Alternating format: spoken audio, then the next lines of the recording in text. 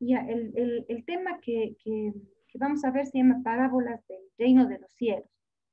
Dice, ¿a qué es semejante el reino de los cielos? Eso es lo que vamos a ver el día de hoy. Entonces, para este estudio vamos a comenzar orando para pedir siempre la sabiduría de Dios y que Él también abra nuestros entendimientos para que conozcamos, es algo que Dios quiere que conozcamos. Y vamos a ver qué es lo que dice la Biblia respecto al tema. Oremos. Gracias, Padre, te damos por esta noche. Gracias por tu infinito amor, por tu misericordia, mi Dios, que tienes para cada uno de nosotros, Señor. Gracias por habernos dado la vida, la salud, Señor. Hoy estamos aquí. Si estamos aquí, Señor Padre, es por tu gracia, porque tú tienes cuidado de nosotros. Y ayúdanos siempre a confiar en ti, Padre.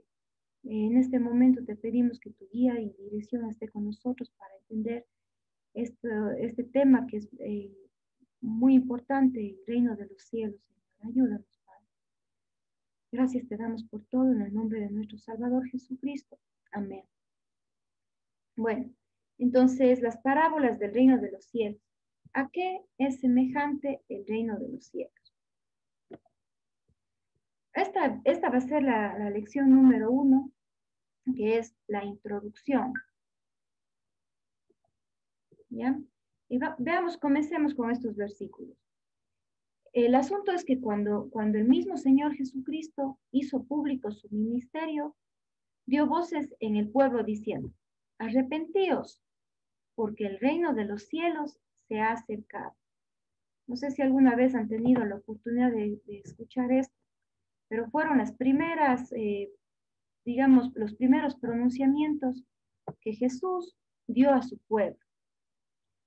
También eso es, en Marcos capítulo 1 también nos dice la Biblia, después que Juan fue encarcelado, Jesús vino a Galilea predicando el evangelio del reino de Dios diciendo, el tiempo se ha cumplido y el reino de Dios se ha acercado. Arrepentíos y creed en el evangelio. Entonces, aquí vemos 4 cosas. Dice, el tiempo se ha cumplido. ¿A qué tiempo se está refiriendo Jesús cuando dice el tiempo se ha cumplido? Ahora, para nosotros, de pronto, esto nos es nuevo, ¿no es cierto? El tiempo se ha cumplido. ¿A qué se está refiriendo? Pues se está refiriendo al cumplimiento de las profecías. Jesús, en su palabra, Jesús tiene un sinnúmero de profecías y un buen porcentaje de ellas se cumplió cuando Él vino por primera vez. Se cumplió un sinnúmero de profecías. Por eso dice, el tiempo se ha cumplido. Y ahora, ¿qué? ¿Significa que Jesús paró de cumplir las profecías? No, Él los sigue cumpliendo. Pero un día, todas las profecías que se escribieron acerca de Él y de su reino van a ser completamente cumplidas. Dice el segundo punto, el reino de Dios se ha acercado. Entonces, ojo con esto, no dice estamos viviendo el reino de Dios, sino dice se ha acercado. Algo nuevo está por venir. Eso es lo que Cristo quería decir. Algo nuevo está por venir. El tercer punto dice arrepentíos. Arrepentíos. Hacer un acto de arrepentimiento significa ir por otro camino. Como dice la palabra de Dios, el que robaba no hurte más, sino trabaje, haciendo con sus manos lo que es bueno. El que mentía ya no mienta más. El que tenía por costumbre, por ejemplo, fornicar, ya no fornique más. Entonces, todas estas cuestiones, ¿no? De lo que significa un cambio de vida. Y el otro punto dice, creed en el Evangelio. El Evangelio se refiere a las buenas nuevas, a las buenas noticias. Eso es Evangelio. Y en este caso, las buenas noticias era que Jesús traía la luz. Jesús traía la salvación a este mundo. Y esos fueron los principales, digamos, contenidos de lo que Jesús predicaba. Ahora, pasa un poco de tiempo y Jesús, al formar a sus 12 discípulos, les encarga algo especial. Les dice, está en Mateo 10, del 5 al 7, dice, por camino de gentiles no vayáis, y en ciudades samaritanos no entréis, sino id antes a las ovejas perdidas de la casa de Israel. Y yendo, predicad diciendo, el reino de los cielos se ha acercado. Entonces, ese fue el primer objetivo, digamos así, que Cristo enseñó a sus discípulos. El reino de los cielos se ha acercado. Aquí cuando dice, por camino de gentiles no vayáis y en ciudades samaritanos no entréis, no quiere decir que Jesús haya hecho acepción de personas. En ese momento era, como dice ahí, era necesario ir antes a las ovejas perdidas de la casa de Israel. Entonces, esto también es importante porque el ministerio de Cristo en la tierra, Jesús vino para cumplir profecías y la gente de Israel eran conocedores de la Torá, lo que se llama en ese tiempo el Antiguo Testamento, la ley de Dios, el Pentateuco. Ellos conocían, ellos sabían de las profecías. Entonces ahí Jesús les quería enseñar que ese tiempo se ha cumplido, que las profecías ellos iban a ver las profecías cumplirse, porque ellos eran conocedores. Los gentiles y los samaritanos no tenían ese conocimiento. Los gentiles ni conocían al Dios de Israel. Entonces, por eso Jesucristo les dejó por sentado esto, ¿no? Que primero tenían que ir a las ovejas perdidas de la casa de Israel. Ahora, ¿qué entendían las personas que escucharon a Jesús cuando dijo el reino de los cielos se ha acercado? ¿Qué es lo que entendían los judíos, ¿no es cierto? Dice, esto saqué de Wikipedia, dice, el reino de Dios para el entendimiento de los judíos está unido al entendimiento de que Dios habría de intervenir directamente para restaurar la nacionalidad de Israel y luego reinar sobre ella. Se interpreta que de la descendencia de David saldría el Mesías de Israel, que se sentaría en el trono de David y gobernaría por la eternidad. Por lo tanto, los judíos esperan la intervención divina en lo político y en lo espiritual. Entonces, esto es algo no solamente, digamos, del tiempo actual. Desde muchos, muchos años atrás, antes de la era cristiana, antes de que Jesús nazca, el pueblo judío estaba esperando a ese Mesías, a ese descendiente del rey David, que ellos sabían cuál iba a ser, digamos, las consecuencias de tener un reino. Recordemos que cuando Jesús vino en su nacimiento y después incluso en su resurrección, hasta todo su proceso de vida, Jesucristo vivió bajo un imperio, el imperio romano. Por eso ahí habían los Césares, ¿no? Dad a César lo que es de César, dijo Jesús, y a Dios lo que es de Dios. Entonces, en ese periodo fue que estuvo viviendo el Mesías aquí en la tierra, en el imperio romano. ¿Y qué era lo que esperaban los judíos? Que venga ese Mesías para que derrote, ellos querían que les derroten a los romanos, para que ellos puedan volver a tener su nación, su territorio, su reino. Eso era lo que ellos estaban esperando. Ahora, no sé si ustedes recuerdan, en alguna ocasión les presenté este sueño que tuvo un rey del imperio babilónico, el rey Nabucodonosor. Tuvo este sueño y en su sueño él vio una imagen que era una estatua. Y esta estatua estaba compuesta de diferentes materiales, oro, plata, bronce, comenzando desde la cabeza. Y en los últimos, digamos, en los pies, que eran mitad de hierro y mitad de barro, todo eso representaba reinos, representaba imperios. Por ejemplo, como ustedes pueden ver en el dibujo, la cabeza era el imperio babilónico. Luego estuvo gobernando el imperio medio persa, y luego el imperio griego y luego el imperio romano. Durante todos estos reinados, el pueblo de Dios no era libre. Ellos estaban cautivos por su pecado. Pero fue en este sueño que tuvo el rey Nabucodonosor. Ustedes ven acá al lado izquierdo de la estatua, hay una roca, hay una piedra. Entonces, ¿qué era en el sueño de Nabucodonosor? Esa piedra apareció de la nada. Dice una piedra cortada no por mano humana. Y esa piedra, dice, golpeó los pies y después toda la estatua empezó a derrumbarse hasta que no quedó nada de esa estatua. Entonces, a esa roca se refiere al reino de los cielos. Veamos aquí qué dice Daniel capítulo 2, versículo 44 y 45. Dice la Biblia, la palabra de Dios, en los días de estos reyes, es decir, de los reyes que están ahí en la estatua, el Dios del cielo levantará un reino que no será jamás destruido, ni será el reino dejado a otro pueblo.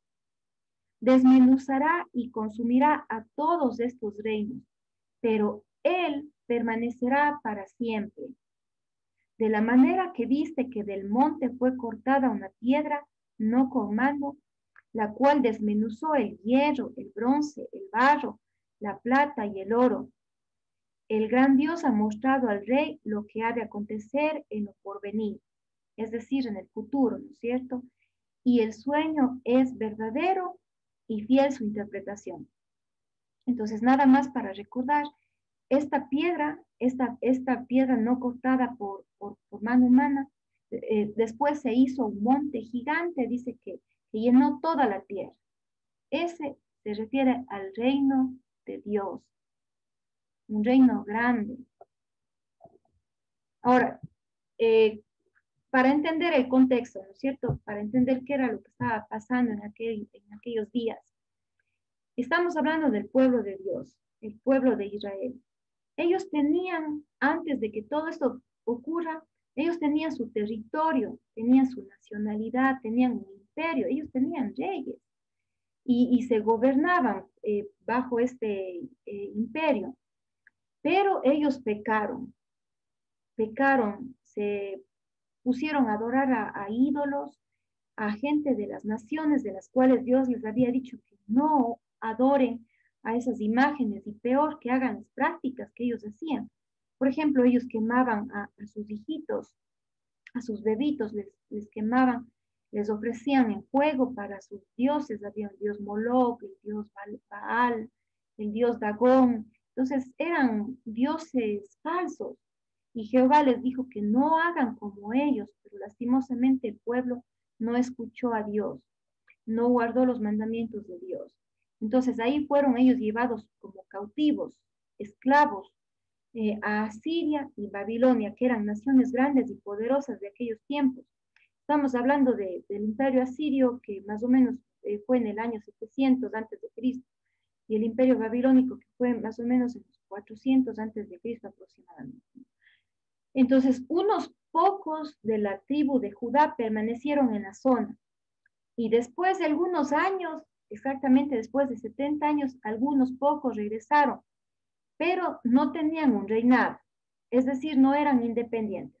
Volvieron a la nación, pero estaban bajo el imperio bajo el imperio medo-persa, bajo el imperio griego y bajo el imperio romano, entonces no eran independientes. El pueblo de Israel estuvo deambulando por todas las naciones. ¿Hasta cuándo? Hasta el año 1948. Bueno, no es que ahorita ya está completamente restaurado, no. Hasta el año 1948, que fue después de la Segunda Guerra Mundial, que incluyó el Holocausto judío. Debemos haber escuchado bastante sobre el Holocausto judío. Pero ahí es cuando la Organización de las Naciones Unidas le declara a Israel como un Estado, es decir, le reconoció como una nación. Y ahí recuperaron parte de su territorio. Pero si escuchamos las noticias hoy, ellos están peleando con los palestinos, porque los palestinos ocuparon esa tierra, pero realmente les corresponde por decreto divino, porque Dios así lo dispuso, les corresponde a los israelitas. Entonces, actualmente Israel tiene un gobierno democrático, esta forma de gobierno democrático, pero no tiene un reinado. Y se supone que hoy en día los judíos ortodoxos siguen esperando la llegada del Mesías, que instaurará el reino tal como se le ofreció a David. Entonces ahí vamos a aprender un poquito más en la Biblia, en el Antiguo Testamento, cómo fue esto de que Dios ofreció un reino. Mire, fijémonos en estos versículos. Dice, el reino de Dios con el Mesías, hijo de David. Eso se encuentra en 2 de Samuel, capítulo 7, del 12 al 17. Dice, y cuando tus días sean cumplidos, está Dios hablándole al rey David. Y cuando tus días sean cumplidos y duermas con tus padres, es decir, cuando tú mueras, yo levantaré después de ti a uno de tu linaje, el cual procederá de tus entrañas, y afirmaré su reino. Él edificará casa a mi nombre, y yo afirmaré para siempre el trono de su reino. Aquí Dios estaba hablando de su hijo Salomón. Salomón es bastante conocido por su sabiduría y era el hijo del rey David. Por eso dice de tus entrañas, de tu linaje. Y Dios le dice a David respecto a Salomón, yo le seré a él padre y él será a mí hijo. Y si él hiciere mal, yo le castigaré con vara de hombres y con azotes de hijos de hombres. Pero mi misericordia no se apartará de él como la aparté de Saúl, al cual quité de delante de ti. Él dice, y será afirmada tu casa y tu reino para siempre delante de tu rostro, y tu trono será estable eternamente. Entonces, miren, aquí hay estas afirmaciones que dice aquí, afirmaré para siempre el trono, será afirmada tu casa y tu reino para siempre. Y dice, y el trono será estable eternamente. Entonces, Dios les dio esa promesa al pueblo, a su gente, que Dios iba a dar un reino estable, un reino que durara para siempre y que sea eterno. Entonces, por eso los judíos esperan con tanto anhelo la llegada de un Mesías. Ellos no, los judíos ortodoxos no creyeron en Jesús como el Mesías, le rechazaron. Entonces, ¿por qué? Porque ellos estaban esperando un rey, ellos estaban esperando que alguien eh, les defienda de los romanos, que les derrote a ellos y que de nuevo vuelvan a tener el trono y el territorio para ellos y que ellos puedan seguir con su gobierno, ¿no? Con su forma que ellos creían que estaba bien, pero ellos lastimosamente no entendieron muy bien las escrituras. Nosotros ahora podemos entender que tenemos más luz y tenemos también al Espíritu Santo que nos guía. Entonces, miremos aquí también qué es lo que dice. Dice, Isaías capítulo 9 del 1 al 7. Mas no habrá siempre oscuridad para la que está ahora en angustia. Es decir, ¿quién estaba en angustia? El pueblo de Israel. Como les dije hace un momento, el pueblo de Israel estaba en cautiverio, ¿no es cierto? Entonces, en ese cautiverio ellos estaban en angustia, estaban sufriendo. Y aquí dice, la Biblia les dice, el profeta Isaías les dice, no habrá siempre oscuridad para la que está ahora en angustia. Es decir, no hay mal que dure 1000 años ni cuerpo que lo resista. En otras palabras, ¿no? Se les estaba diciendo eso. Ustedes no van a sufrir eternamente, no estén pensando eso. Habrá solamente oscuridad un poco de tiempo. tal como la aflicción que le vino en el tiempo que livianamente tocaron la primera vez a la tierra de Zabulón y a la tierra de Neftalí. Pues al fin llenará de gloria el camino del mar, de aquel lado del Jordán, en Galilea de los gentiles. Aquí ya entendemos un poquito más. Ustedes escuchan camino del mar, lado del Jordán, en Galilea de los gentiles, y ya pensamos en Jesús. Jesús siempre estuvo en el camino del mar, estuvo predicando desde ahí, se subía en las barcas y predicaba desde ahí.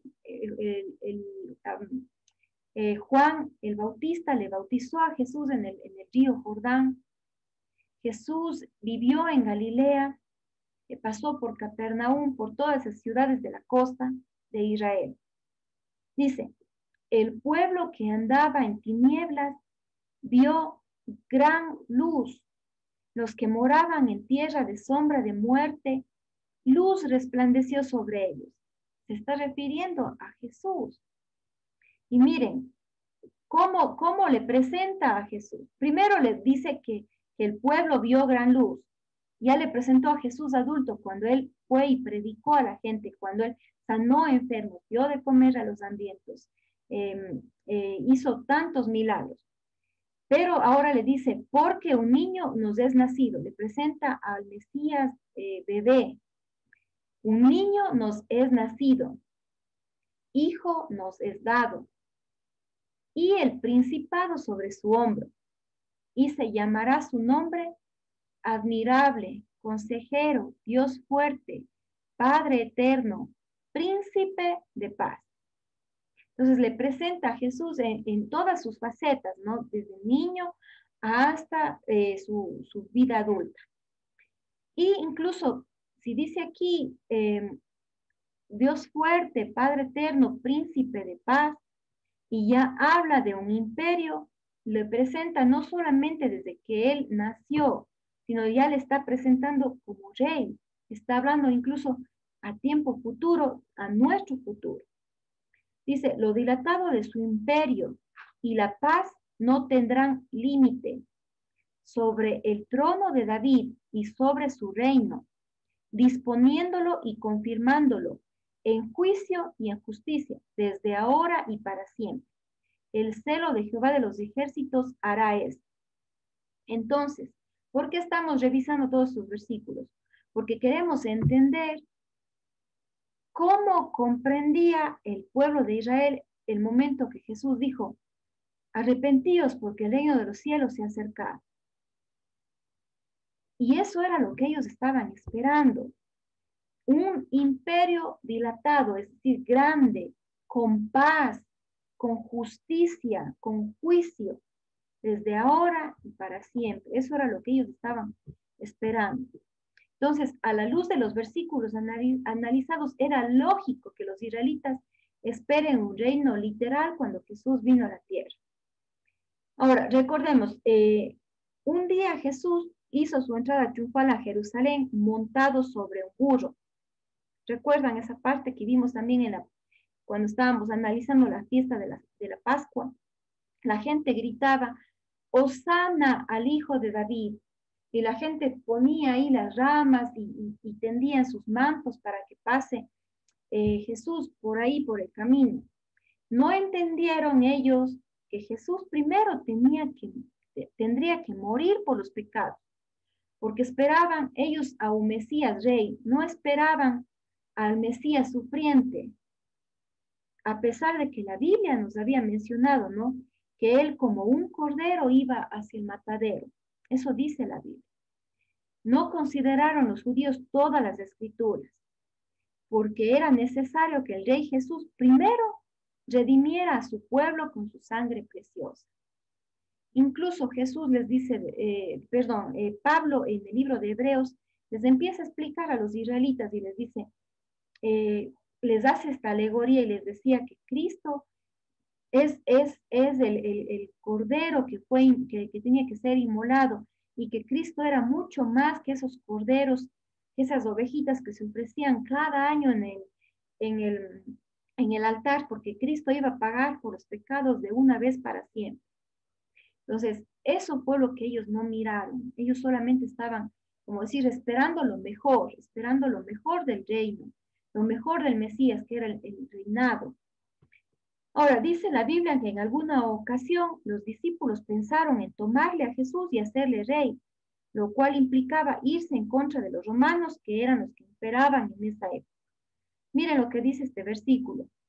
Es el momento cuando Jesús multiplica los panes y da de comer a la gente. Juan capítulo 6 del 11 al 15 dice, y tomó Jesús aquellos panes y habiendo dado gracias, los repartió entre los discípulos y los discípulos entre los que estaban recostados. Asimismo de los peces, cuánto querían. Y cuando se hubieron saciado, dijo a sus discípulos, recoged los pedazos que sobraron para que no se pierda nada. Recogieron pues y llenaron 12 cestas de pedazos, que de los 5 panes de cebada sobraron a los que habían comido.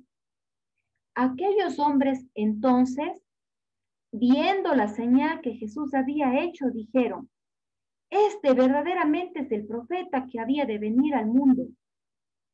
Dice, pero entendiendo Jesús que iban a venir para apoderarse de él y hacerle rey, volvió a retirarse al monte él solo. ¿Qué pasó ahí? Los judíos, como les digo, ellos tenían en su mente la llegada del Mesías, ellos estaban esperando, y de pronto ven que Jesús empieza a multiplicar los panes y empieza a dar de comer al pueblo. Ellos, ¿qué dijeron?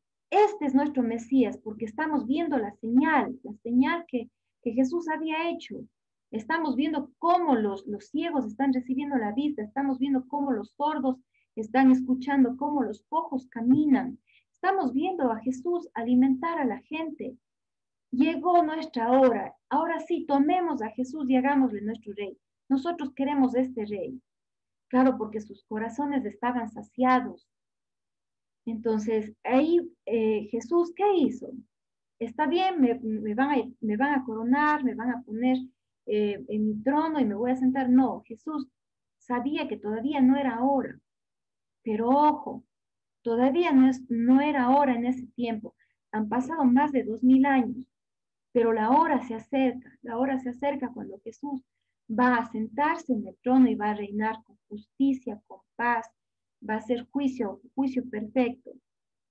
Entonces, eso fue lo que estuvo pasando en la época de Jesús. Ahora, volviendo al inicio. ¿Qué sentido tenía entonces que Jesús proclamara esto? Arrepentíos porque el reino de los cielos se ha acercado. ¿Qué sentido? Que el tiempo se ha cumplido, el reino de Dios se ha acercado, arrepentíos y creed en el Evangelio. Probablemente los que escucharon eso dijeron, ahora sí, se nos hizo, el reino de Dios va a ser instalado, ahora sí, pero han pasado 2000 años, La respuesta es que Jesús vino una primera vez como el Mesías sufriente para redimir a su pueblo y preparar a su iglesia, con quien reinará cuando venga por segunda vez.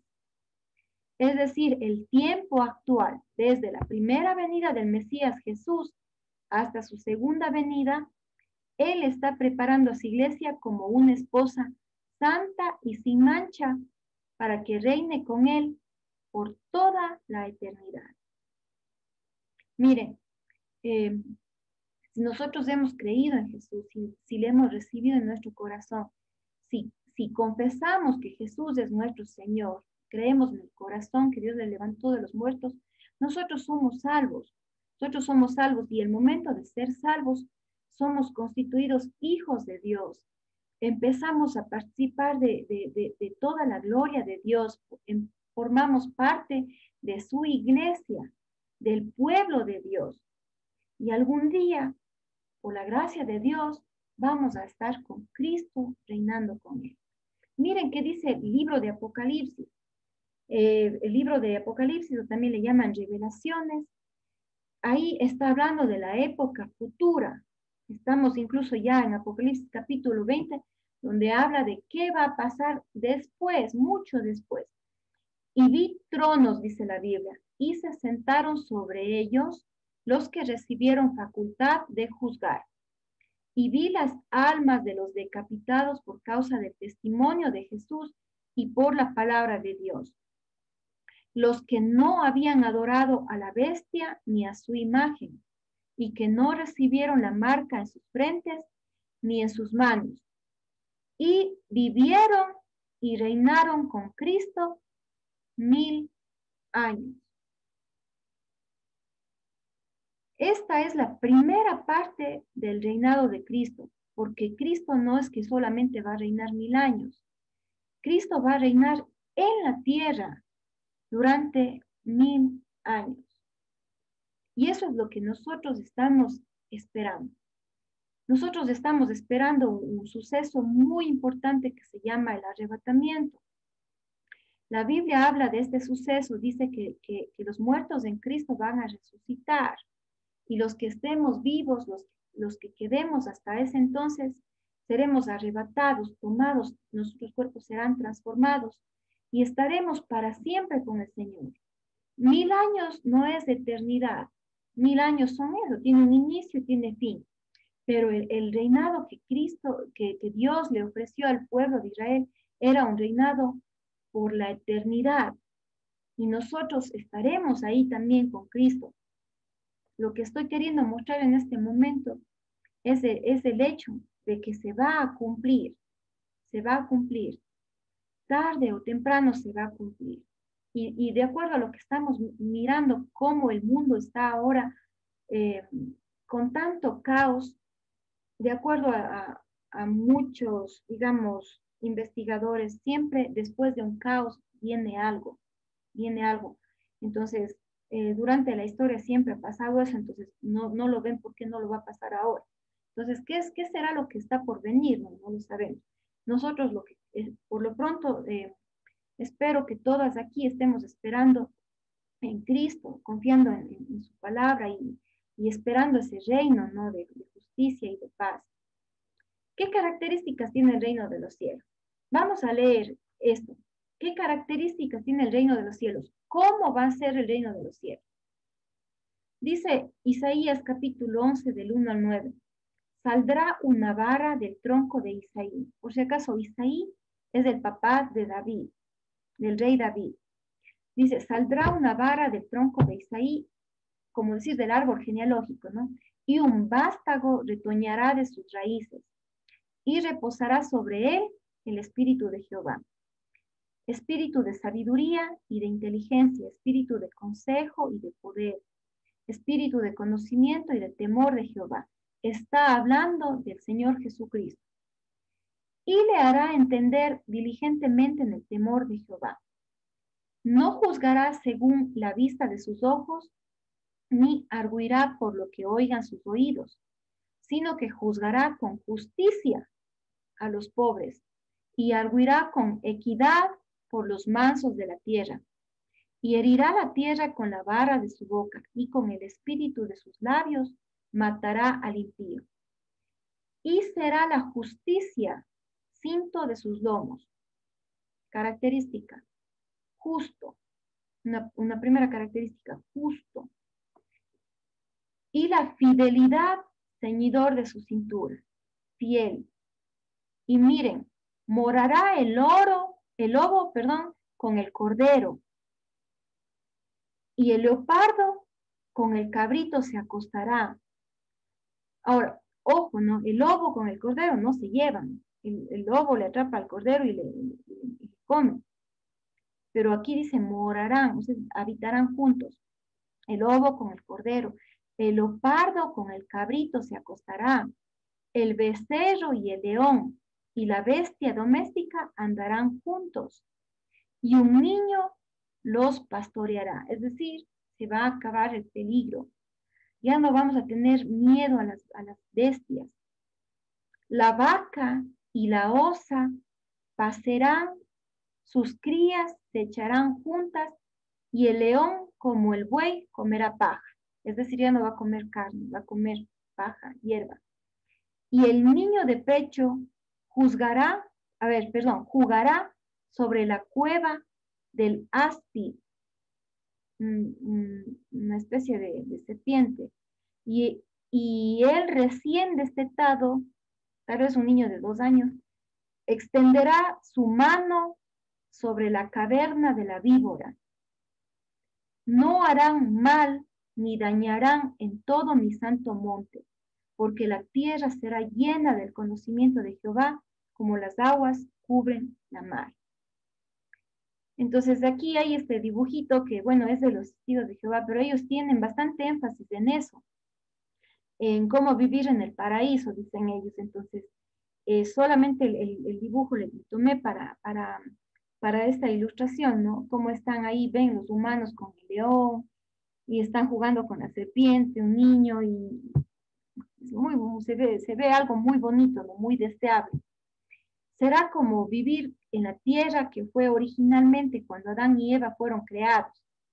¿Por qué? Porque ese fue el plan de Dios desde el principio. Por eso fue que mandó a su Hijo al mundo para destruir el pecado, porque si Adán y Eva no hubiesen desobedecido, capaz que seguíamos ahí disfrutando del paraíso, ¿no?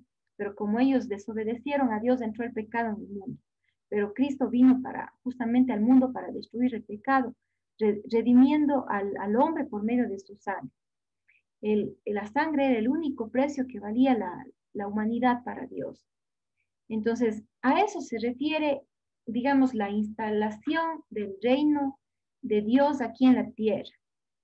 Porque va a haber cielo nuevo, tierra nueva, y Dios va a reinar ahí con su iglesia por 1000 años durante la tierra, y después por toda la eternidad. Entonces, cuando me propuse enseñar las parábolas del reino, porque me gustó muchísimo, muchísimo, muchísimo escuchar en estos días las parábolas que Jesús enseñaba. Y los discípulos les enseñaba y les decía, ¿por qué les dices a la gente con parábolas? Y él decía, para que oyendo no entiendan, no, y viendo no vean. Pero a ustedes, Jesús les dijo, pero a ustedes, a los discípulos, les es dado conocer los misterios del reino de Dios. Entonces, ahora que ya hemos tenido venimos un tiempo estudiando la palabra de Dios, es importante que nosotros también podamos comprender estas profundidades del reino de los cielos.